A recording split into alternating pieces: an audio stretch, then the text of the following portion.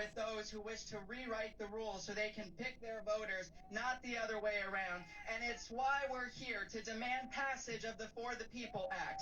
No political intimidation, no domestic terrorists are going to stop us from doing our job, and our job right now is to protect the freedom to vote. Our job was to rally the nation and bring people to Washington, D.C., because just by chance, if we came together, we would not only get the Senate to hear us, we will also get them to act. Elected Democrats from across the country who descended on the U.S. Capitol today to pressure Congress to pass voting rights protections. With the filibuster firmly in place, Congress remains deadlocked, even as Republicans jam through an alarming number of voter suppression laws at the state level. At last count by the Brennan Center, more than 400 bills with provisions that restrict voting access have been introduced in 49 states in just the 2021 legislative sessions. Back with us tonight, David Plouffe, former Obama campaign manager and senior advisor to the president. He's also on the board of directors for the Obama Foundation.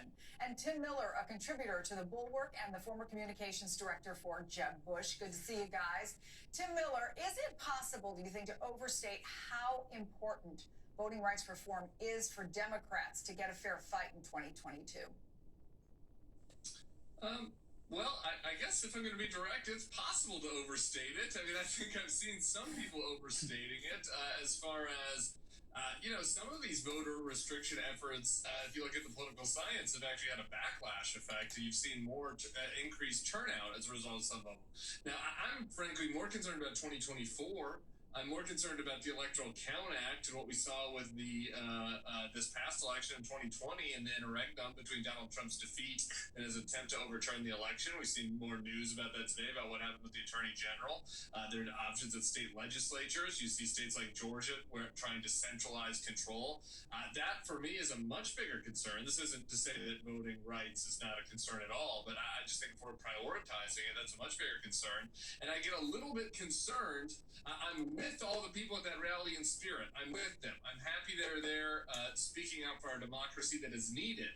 But there's a practical question here, and this For the People Act isn't going to pass, right? And so is there a way to get Joe Biden and Mitt Romney and Kirsten Sinema and Lisa Murkowski on board for a more narrow bill, whether it be the John Lewis Act, whether it be making Election Day a holiday, whether it be changing the Electoral Count Act, whether it be empowering Merrick Garland more?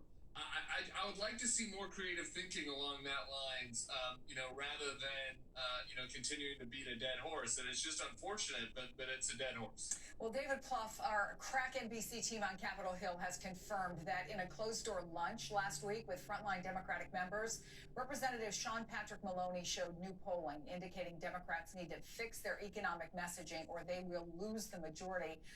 DCCC spokesman confirmed that reporting, first published by Politico. That polling, by the way, covered 48 battleground districts. David, do you agree, first of all, with Maloney's assessment, and should Democrats be panicking yet? No, they shouldn't be panicking. Chris, a long time ago, I ran the DCCC, so I spent a lot of time in presidential races, but spent a lot of time in House and Senate races, so it's very early.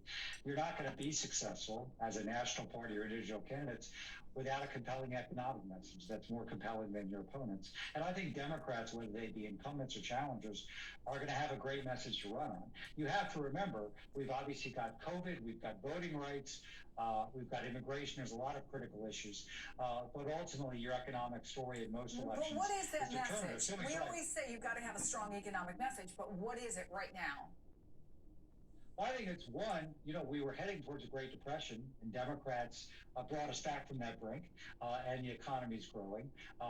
Things to help families with children. This infrastructure package, assuming it passes, is both bipartisan, but also great storytelling in every district in America. You can talk about the people being put back to work. And to say that my opponents didn't want to do any of that. All they wanted to do was basically give tax cuts to the wealthy.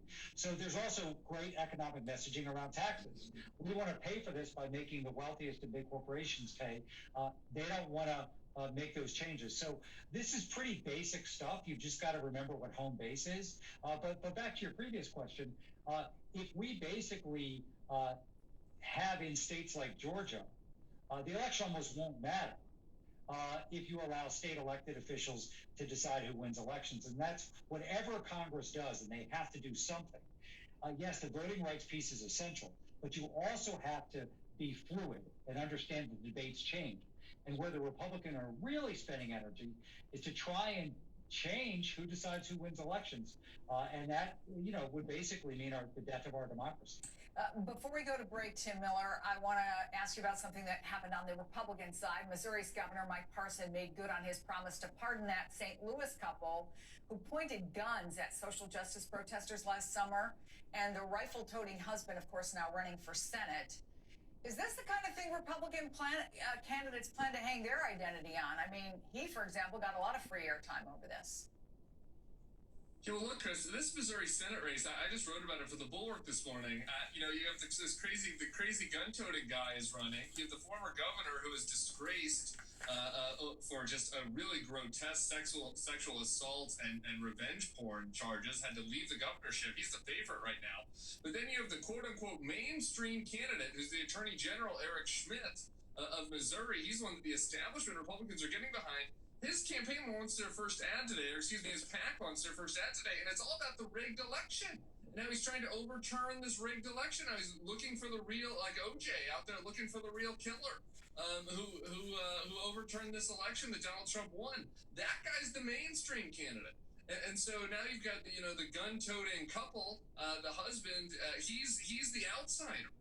There is no Trump light, right? It's Trump and Trump heavy. And I think that this Missouri Senate race is a prime example of that.